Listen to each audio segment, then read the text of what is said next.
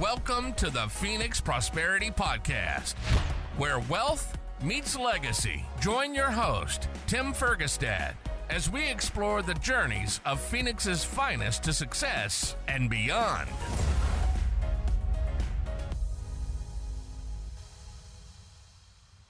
Hello, this is Tim Fergestad. Thank you for joining us. I'm very pleased to have Alan Pitt with me here today. Alan grew up in a medical household and later got his MD. He's professor of neuroradiology at BNI, where he's going to be winding up his clinical practice of 25 years. He's a lot of healthcare innovation. He's moving on full-time into Vital Chat. He has a lot of experience in healthcare and healthcare innovation. He hasn't been very content with the state of healthcare in America, it sounds like, and I'm looking forward to talking to him. Thank you, Alan, for being here. Oh, Tim, it's a pleasure to be here with you. Thank you. So can you expand a little bit on that background? I skipped a ton of stuff. You a little bit. You skipped a little bit. Yeah, like quarter century of stuff. Sure. So you mentioned that I have a family background in healthcare. My father is a retired physician. He was actually at the University of Arizona. He's one of the first physicians there. We moved in 1971 to Arizona. He spent almost 25 years down in Tucson at the university. Saw that institution grow, and then left and spent almost another 25 years again as a professor of radiology, similar to me, but this time at University of Alabama in Birmingham. I kind of think that at least as a child, I was kind of like a missile. I was kind of launched at healthcare. Okay. I was at Stanford actually in the early 80s. I tell people I was the dumbest person to be at Stanford in the early 80s, because while Cisco and Yahoo and all of these things were being birthed in Silicon Valley, I was heads down on a very traditional route of being a pre-med. Came back, went to UVA Medical School down in Tucson. Now there's multiple medical schools here in the state of Arizona, but at that time there was only one place you could get an MD in Arizona. Then went to Dallas, UT Southwestern Parkland Hospital for training in neurology, followed by radiology. And I'm board certified in radiology with additional expertise in neuroradiology that I did at the Barrow. Had a brief stint, 3 years in private practice up in Seattle, and then came back to the Barrow in 2000. And they just can't get rid of me. I'm like a bad penny, just kind of keep hanging on. So, okay. And I feel very blessed to have been at the Barrow for the last quarter century. Excellent. So how was your what keeps pulling you back to Arizona? I understand Seattle or ironically, I think that's a very fair comment. I mean, for me personally, if I could choose where I wanted to live, I would choose far greener places than Phoenix. I mean, Phoenix has a lot of good things about it. Green is not really one of them. But I came back to Phoenix really for the Barrow, and I worked at the Barrow. For those of you who don't know the Barrow, which often is the case here in Phoenix, which really chafes me, they'll be like, "Oh, I'm going to go get my care at Mayo for neurosurgery." I'm like, "What are you kidding?" The Barrow is, if not the largest, one of the country's largest centers of excellence for neurosciences. We have the largest residency in neurosurgery, neurology. I have a fellowship in neuroradiology. I think I've trained almost 200 people in neuroradiology over the last 25 years. So we have a very robust practice, and it's a very interesting practice in that it's a hybrid. And in my mind, that's the best possible practice. So I'm a fee-for-service physician who functions in an academic environment. So typically a medical practice is either private practice or it's university. And each of them have their issues. Dr. Spetzer and Sontag really were able to put together the Barrow and figure out a way to bring together the best of both worlds, which allowed us the freedom to do innovation, along with the opportunity to take care of patients. So, and now Dr. Lawton is continuing that as the director of the Barrow. But I was really able to live through a time of tremendous growth at the BNI, where we grew it from kind of a local thing to an international thing. And then also the Barrow was probably the only practice I could have had that would have allowed me opportunity, and I would imagine we'll talk about this, to be a serial entrepreneur mixed with my clinical practice. That would have been extremely difficult, either in private practice or at a university, to do those things. So the Barrow was a very unique environment for me to practice in. Okay. That said, healthcare in general in America still has some big challenges. Really, I hadn't noticed. What are the ones that you think? What have you been focusing on addressing, and how is the Barrows and fit into that? Does Barrows helped with some of those challenges? Yeah. So, well, the Barrows allowed me the freedom to see problems and try to fix problems. I think I probably drove my mother nuts. I was always looking for problems and trying to fix them, even if I probably didn't have the competence to do that. But that kid who always fidgets with things. In terms of healthcare, as you look at healthcare, so my career in healthcare really started to some degree with my father's career in healthcare, right? So he was training in the 60s, and I was living that life through him to some degree, dating back to the 60s. So, when he's actually a radiologist as well. When he was training, the technologist thought it would be really fun to give the attending's kid barium milkshakes, and I used to play around in the film room and do all of those things. Yeah. So I still remember those. They do not taste good. In case you're a child of a radiologist that ever offered a barium milkshake, it's not quite the same. There's no milk in a barium milkshake. But so I have at a high level, I believe healthcare in America has really kind of gone off the rails for several reasons. Healthcare generally is not something that you can buy and sell on an open market. So by that, I mean that generally when we talk about a market, we talk about a value and price transparency as two of the key drivers for a market. Tim, you sell multi-tenant housing. So, when you have a property or properties that you want to sell, it's pretty obvious what the value of those properties are. Right. And you set a price. In healthcare, there's no transparency in price or value, but yet we pretend in America as if there is. And so that tends to lead to all sorts of craziness in terms of our ability to deal with healthcare. Sure. I have the idea that every country, their healthcare system is a reflection of their core values. Now, we in America are capitalists. I'm a capitalist. I believe that the best way to unleash human potential is through capitalism. Unfortunately, capitalism requires some level of transparency. Healthcare is not one of those things that has a high level of transparency. So that leads to all sorts of issues. Yes. Right? Okay. So that's number one. Number two, in the last 40, 50 years, since I've kind of been involved in healthcare either through my father or through my own career, what I've seen is an explosion in technology. But that's come at the expense of relationship. Yep.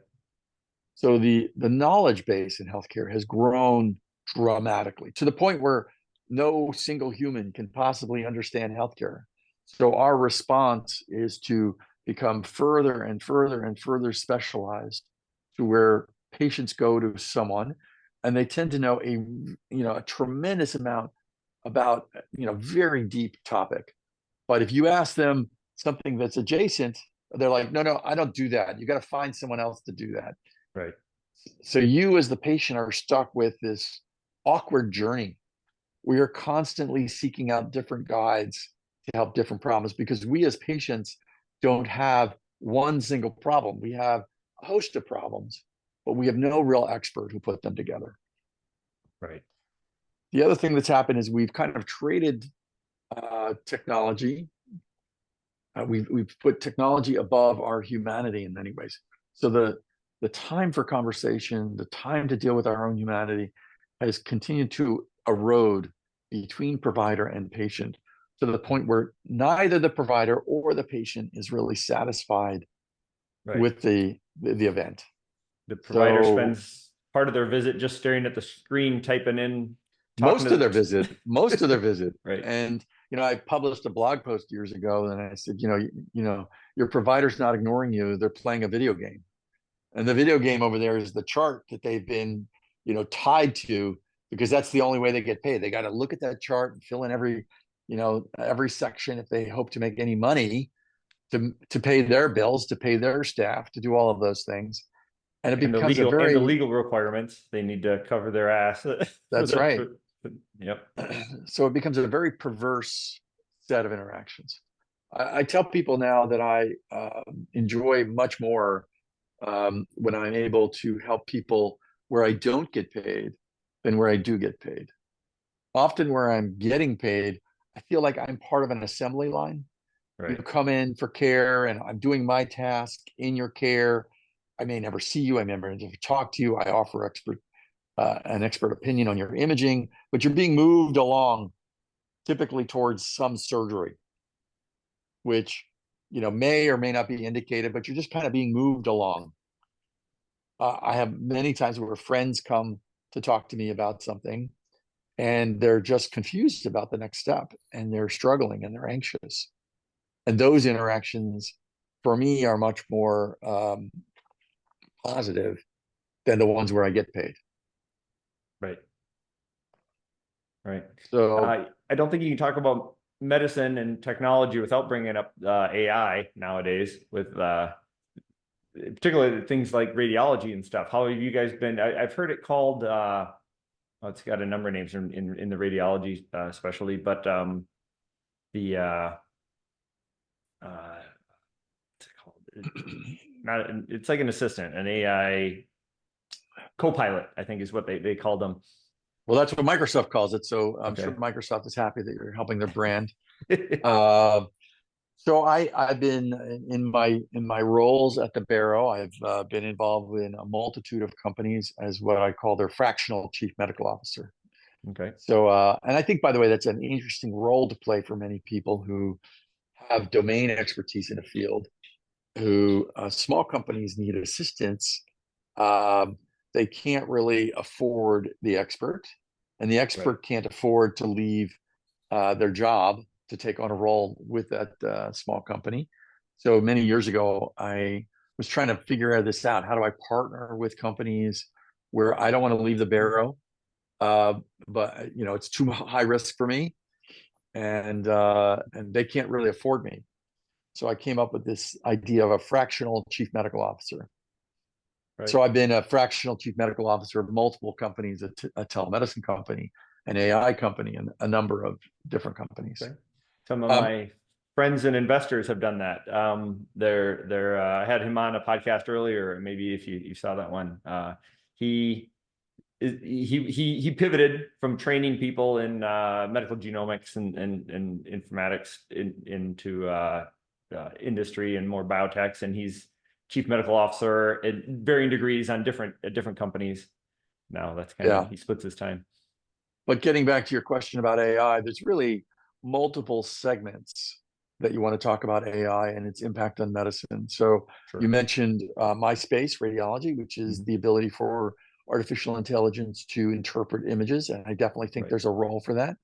A good friend of mine started a company called Hopper, HOPPR, that now can read mammograms in seconds with a full report at probably greater accuracy than a human can read.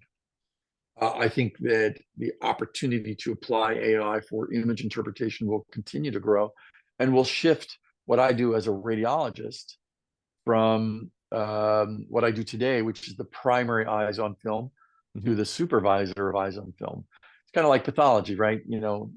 40 years ago, the pathologist, took out all the reagents and ran your blood tests and came up with results. They don't do that anymore. There's these massive machines that, of course, look at your blood and come up with the numbers, but they are responsible for the quality that's pumped out of that machine. That's my bet in terms of what AI and the will interpretations, mean right. Yeah, so that's how I see that evolving. There is video AI. So my company, Vital Chat, uses video AI, the ability to look at video in real time to signal around what is happening in that environment. Can we keep the patient safe? Can we elevate the level of care through video AI? And then there's textual AI, where I consume massive amounts of data to be able to assist a physician in coming up with a differential diagnosis, or what I believe will actually be probably much more interesting in the near term is assist not the provider so much as the patient. So Can you I expand have on all, that? Okay. sure. So as a provider, I have all sorts of rules and regulations about how I can use AI, and the FDA has kind of got oversight on all of that to keep things out of the market until it's proven to be absolutely Right. safe. Okay. So it limits nurses, doctors, other healthcare professionals from using AI at scale in many ways. But you as patient could literally have a problem and open up ChatGPT or Perplexity or a host of things and say, my doctor just told me I have, Sjogren's disease. And I don't even know what that is. Tell me about Sjogren's disease. What should I do about it? What treatments work? What should I expect in the next 5 years? And you could have an indefinite conversation with ChatGPT around your new diagnosis. Right. And you could become an educated consumer in a way that heretofore was not possible. Now, excuse me. Now, I would say that ChatGPT, all the AI tends to, as they say, confabulate, make stuff up, Yeah. right? And so there's concern that ChatGPT will give you, consumer, the wrong information, right? Yeah. We've been dealing with this for a long time with WebMD and everybody coming in with their own understanding. Totally. 100% agree. But I got a secret for you, and don't tell anybody. But doctors also confabulate. They also have the wrong information. They also tell you the wrong thing because it's not possible anymore to know everything. And so if you go to your doctor and you ask them a question, they're going to know a certain amount about whatever you're asking them about. Right. Some of that knowledge is very old, right? We tend to, as physicians, learn stuff back in med school, back in residency, and we don't change very quickly. There was a study that said that new information is disseminated into the medical community. It takes about 17 years for it to become the standard of practice, right? It's a massive amount of time. Yes. Big So if delay you in ask that. me a question, I'm going to give you an answer that's probably, reached an expiration date. Well, ChatGPT is looking at everything that was published yesterday, bringing that to the forefront. And so, it's starting to pass the medical boards. I would challenge the public to say, what's a better advisor? And I don't think that it's one or the other. I think it's a combination of both. Okay. That ultimately gets you, between technology and between providers, that ultimately gets you to a different place on your journey at a lower cost and more rapidly. Right. Okay. Great points. Great points. You mentioned risk, leaving, your position to go take on some of the other entrepreneurial options in the past. Mm-hmm. Can you talk a little bit about that, your appetite for risk, how it's changed over the years, and what the opportunities were and have been? Well, so I'm Jewish. I'm not a practicing Jew, but I'm Jewish. I think like every Jewish boy, we have issues of scarcity, and leaving my fairly lucrative practice at the Barrow has been a challenge. It's hard to give up a very stable, safe income to do something else. But I think at some point in your life, you leave to do something that you feel you're uniquely qualified for. Okay. At this juncture in my career, I've done neuroradiology for 25 years. What's that old song? The thrill is gone. It's not new, novel. My residents, my fellows are always like, look at this case, it's amazing. And I just don't feel that amazement because I've seen a lot of those cases over and over again. And at this juncture with my the number of companies I've been involved in, I think I have a unique set of skills to be able to bring innovation to healthcare at scale. So after a lot of conversation, I actually hired a professional coach to try to understand that transition. I've kind of reached the point where I'd rather spend time doing the things I'm more uniquely qualified for, rather than, I'm a good neuroradiologist. There's a lot of good neuroradiologists. So I want to take that opportunity to do things I'm uniquely qualified, or Okay. I'm more uniquely qualified for. Yeah. Play to your unique strengths, and probably also your passion, right? This is a way to also follow your interests. So I'm hoping, Tim, that if I need a loan, later, I can come to your private equity group and we can figure something out to keep doing what I'm doing. But that would be fun.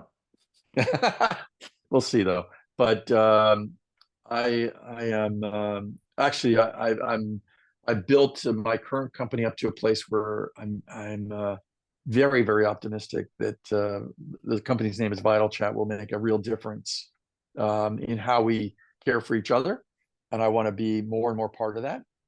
So I'm very happy to be able to do that. That sounds great. Can you tell us a little bit more about that and what that is? Sure. I've been in the telehealth space for since telehealth wasn't cool. For those of you who weren't in telehealth, before the pandemic, telehealth was not cool. It was a bunch of geeks who were all trying to we can do this. It's amazing. So I was involved in telehealth dating back to around 2005. I was involved in multiple startups. Started with a company called EmergeMD that got merged with another company called Avizia. That was a spin-out from Cisco. I was chief medical officer at Avizia for roughly 5 years. That then merged with American Well. After that happened, the former CTO of Avizia, he's a good friend of mine, came to me with an idea to make telehealth available to patients while they were in the hospital. So you have to be very careful when you say telehealth, because most people think of something very different. So most people, when you say telemedicine, telehealth, they think about going on their computer, clicking a button, seeing a doctor, and getting a script for a virus that they probably don't need the script for, but they get the script and go on their way. Right. Alternatively, they think about telehealth as something called remote patient monitoring, where you're at home and they're measuring your vitals and keeping you well. That's another kind of telehealth. Okay. Right.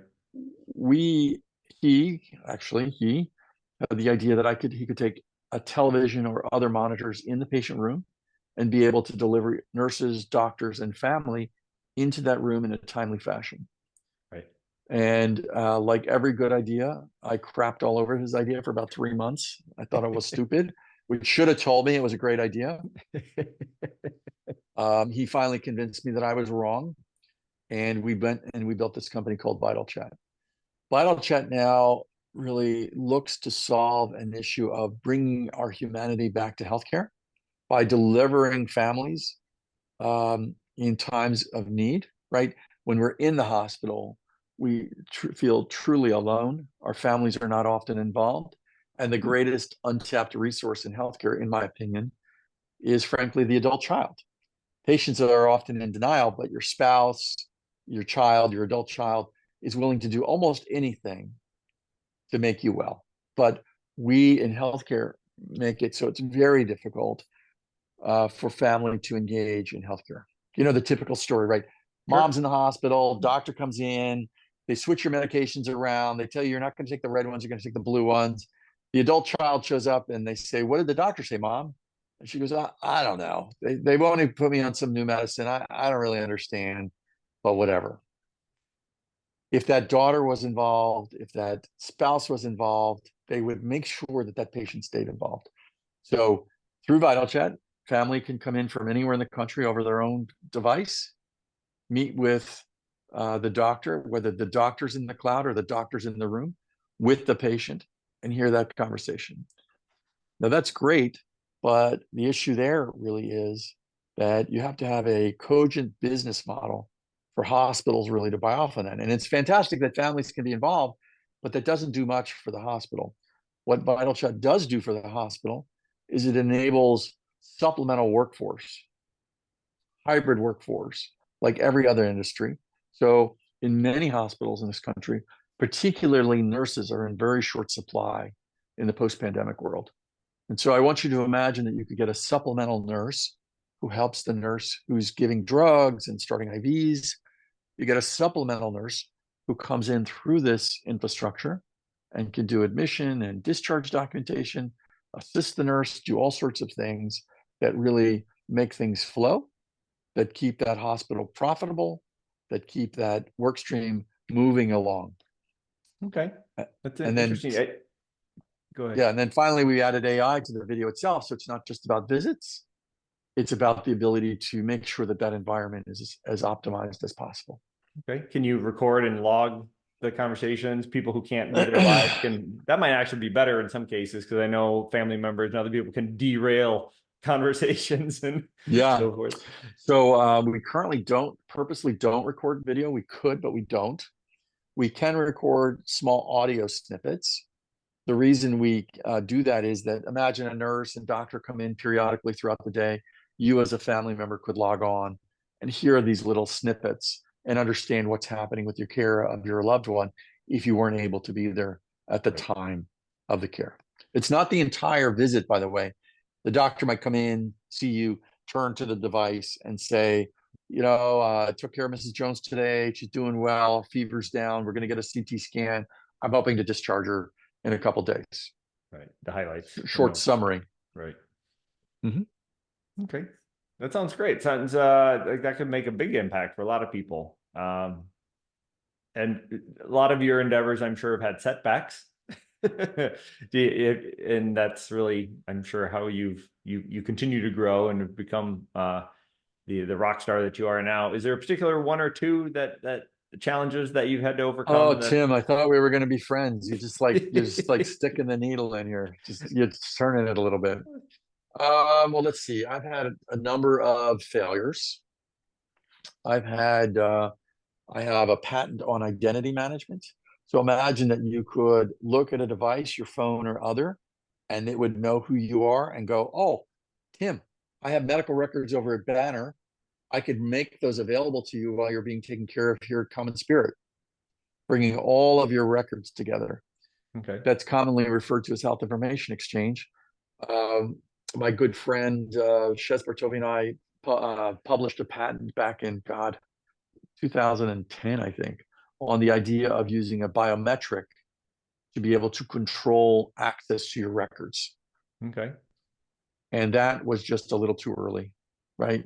People were like, no, nobody's going to give up their eyes, their finger, their voice, those biometrics. Right. Okay. I was thinking of course, EMR hurdles, yeah. but no, it was a personal.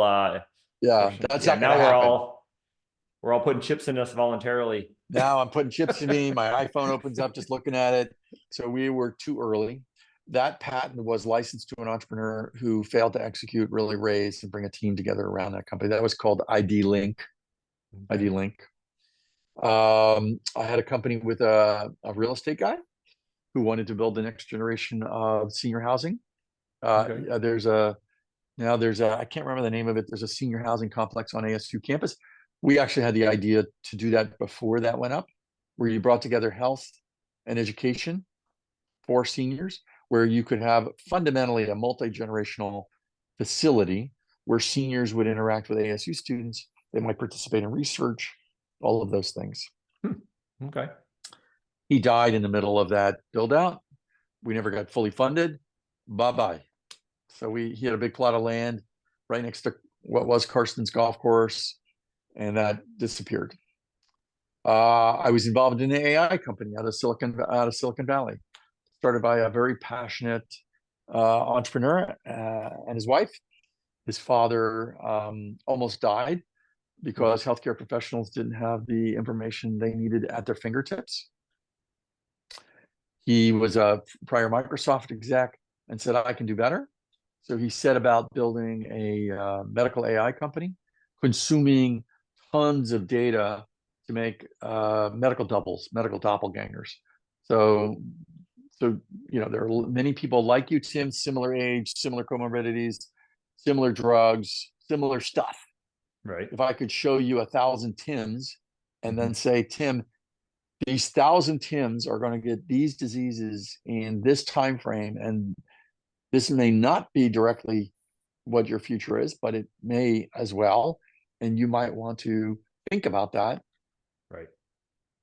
So that company was kind of going down the road, as with most companies. Excuse me again. as with most companies, it's less about the idea and the intellectual property and more about the execution. Okay. And that company really never failed to scale and launch. And I think most AI companies now, there's the pre-ChatGPT world and the post-ChatGPT world. Okay. And if you're somebody looking to build an AI company, it's a weird time, because you, like, this entrepreneur built a really interesting company. He built all of the infrastructure to support this company, but now he's faced with a dramatically enhanced kernel of technology that is just exploding. Right. And you can't possibly keep up with that kernel as a private company unless you have the resources to compete. Okay. And unfortunately, that has really been left to the Googles, the Microsofts, and the Amazons of the world. Okay. And everyone else is just going to, be left kind of looking for ways to use the picks and shovels that the giants are building constantly and improving on. Right. And apparently the algorithm is more chips and energy, and it can be just more and more powerful just with those ingredients. That's correct. I mean, I have another friend, and he's running a company right now, and he's spending $400,000 in just compute every month. He pays AWS $400,000 a year to continue to build out his models. The amount of capital he needs to do that is just crazy. Right. Yeah, as you said, that industry is changing rapidly. Hard to navigate such a landscape. Right. So that was a failure. Okay. I'm trying to think of other failures. I got to be honest. Most of the time, I've been pretty successful. I've been, if you look at startup generally, I think that you have 1 out of 20 that do well. You have 3 out of 20 that do okay, and the rest of them probably die. It's a hard thing to do. I've had a pretty good hit rate with the startups that I've gotten involved in. Nice. Sounds like it. Is it with that success and growth that requires new skills? How do you approach learning new skills and staying on top of the industries and it's getting out of your terrible. comfort zone? It's terrible. I feel like I'm being cast back as a medical student again, because I took on the role of CEO for Vital Chat, and I'm getting thrown all of these different segments, and I have to come up to speed and be able to be somewhat intelligent about sales, marketing, raise, all of those A lot things. of hats. I didn't wear that hat earlier on. And so I think the critical thing is that you can't be too smart. You've got to be able to turn to people around you and go, I don't really understand how to do this. You do. Can you help me do this? And if you can put your ego aside and bring in other experts, Delegate. you have a much greater chance of surviving and thriving, to be honest. Okay. Well, achieving success and maintaining it are often different as well. Do you have particular strategies for your financial stability, growth, as well as stability? Are you talking about my company or in my personal life? Everything. I imagine the philosophies are similar, or you have probably comparable strategies. Well, I think in terms of running my company, I'm pretty good at understanding when I'm not the expert and I need to bring in help. So I've kind of told myself that when I reach 50 people in Vital Chat, I'm at I think 16 right now. When I reach 50 people, or when I have to hire an HR person, it's time for me to move aside and get a professional to run that company. I'm pretty good at I'd like to think I'm pretty good at creativity and vision. I see where we should go, but that doesn't necessarily mean I'm great at executing when you get to a large enough company that you have, as you typically get to, a lot of HR issues. So I have to know when it's time for me to move aside. That's not like completely removing yourself. It's just, you're right. It's again, more delegating. I guess delegating is the word, or just, taking a different role. Right. So I think that's right. Um, in terms of a personal life, I'm not the guy to ever really retire. I don't see that happening. I played a lot of golf in my 40s, and I get a little bored, around the 11th hole. I'm like, okay, I'm done. I got to do something else. So I need other activities to stimulate me and keep me interested. So I don't imagine I'll exit this business and go, okay, I'm done now. Let's get a beach chair. I would imagine I will migrate to do other things, advising, engaging. One of my goals is to be employee number 2 for one of my children. And by that, I mean, they don't necessarily have to build a company, but they could build something that they need help in somehow. Sure. And if they'll have me, I'd love to be that guy. Sounds awesome. That's a great goal. So now, in wrapping up here, I have a couple other questions. One is, I like to ask people about reflecting back. What do you wish you knew about building your success earlier in your career? I think the biggest thing is you are your network. I think people don't spend enough time building their network. I wrote a blog post on LinkedIn once because particularly physicians don't use LinkedIn. They think of it as a job board. Yep. I don't think of it as a job board. I think of it as an accelerant of a network.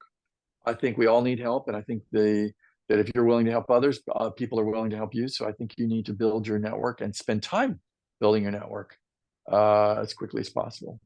Excellent answer. That's something I certainly needed to know earlier as well. We talked about that earlier. Yeah, but I'm a big believer that you are your network. And I think I try to tell my residents and fellows that they need to do that. I think you always want to be curious. You always want to ask one more question. Right. And I tell my children, I tell them, you want to ask anyone you meet, new person, who are you? What do you do? What do you care about? And how can I help you? I think if you make that kind of your life goal, you're going to have much more interesting conversations and your life's going to be much fuller. For sure. Keeping the growth mindset and providing value. Absolutely. That's right. All right. Well, thank you, Alan, for being here. Thank you, everybody, for watching. Very much appreciate you all joining me today. Alan, we appreciate you sharing a little bit of your experience and your story and your insights into success and impact. I'm sure the healthcare industry is going to continue to change rapidly, and with efforts, people like you, I think it's gonna keep getting better. So thank you. You betcha, Tim. It was a pleasure. Inspired by our guests? Visit phoenixprosperitypodcast.com/guest and join us on the show and share your success story with Tim. The spotlight awaits.